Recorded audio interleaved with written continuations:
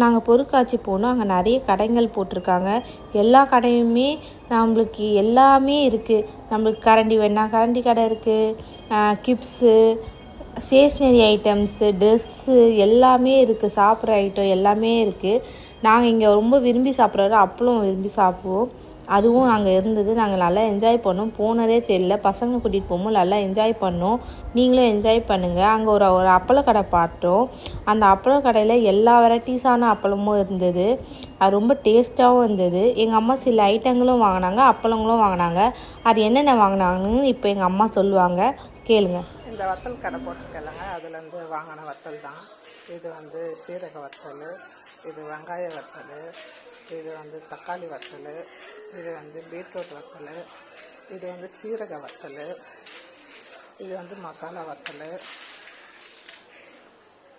இது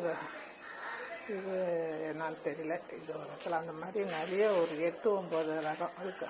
மிளகா வத்தல், இது அந்த மாதிரி நிறைய வத்தல் கலந்து நம்மளுக்கு அவங்க 1/4 கிலோ 80 ரூபாய்க்கு கொடுக்குறாங்க.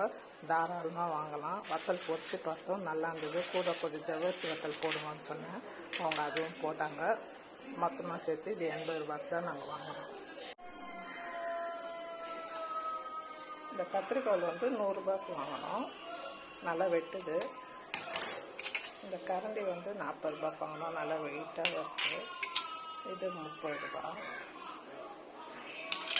இந்த கரண்டி டிசைன் நல்லா இருந்துச்சு, அதுக்காக வாங்கினோம் 30 ரூபாய்.